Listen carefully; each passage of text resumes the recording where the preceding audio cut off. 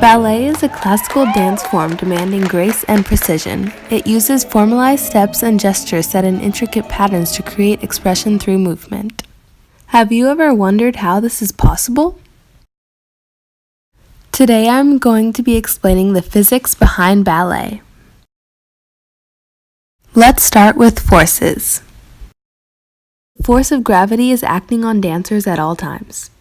When they are in contact with the floor, normal force is also acting on them. As dancers move across the floor, the force of friction acts in the opposite direction. Finally, outside forces can act on a dancer who is doing partner work or lifts. The forces acting on an individual dancer create a push-pull relationship between the dancer and the surrounding space. The force you exert on the floor depends on the direction and magnitude. When balancing on releve, or on your toes, you are exerting a force against the floor that is equal to the force of gravity being exerted on you.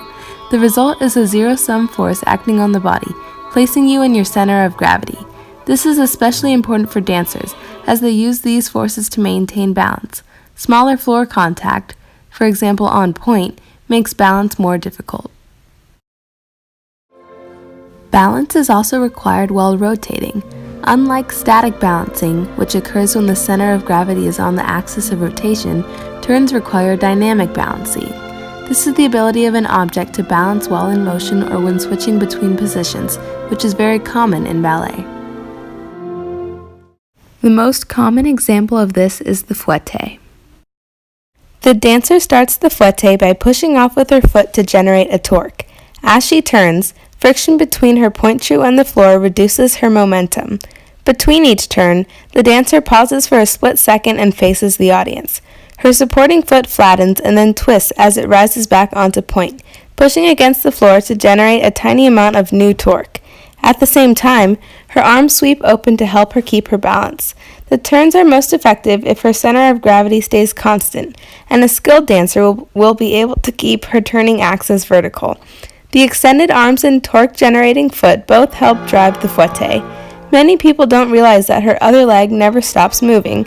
During the momentary pause, the dancer's elevated leg straightens and moves from the front to the side before it folds back into her knee. The extension and retraction of the leg affect the rotational inertia of the turn. In other words, you slow down when the leg is extended and speed up when the leg is retracted. By staying in motion, that leg is storing some of the momentum of the turn. When the leg comes back in towards the body, that stored momentum gets transferred back to the dancer's body, propelling her around as she rises back onto point. As the ballerina extends and retracts her leg with each turn, momentum travels back and forth between the leg and body, keeping her in motion. At the end of the turn sequence, skilled dancers can pull in for a series of fast pirouettes. This involves the concept of conservation of angular momentum.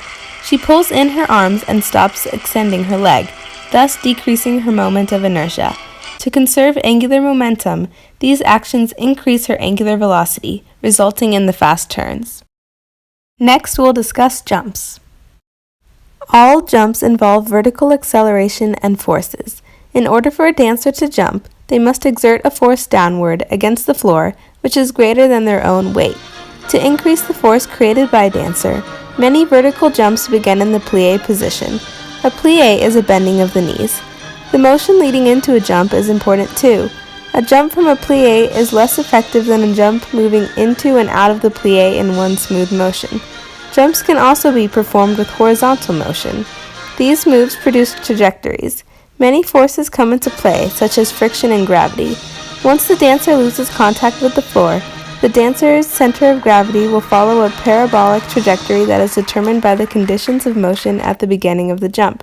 The path will be a combination of a motion rising with decreasing speed, an instant with no vertical speed, and finally an accelerated downward motion. Now that we've gone over these physics concepts, see if you can find more examples in the following videos. I hope you enjoy!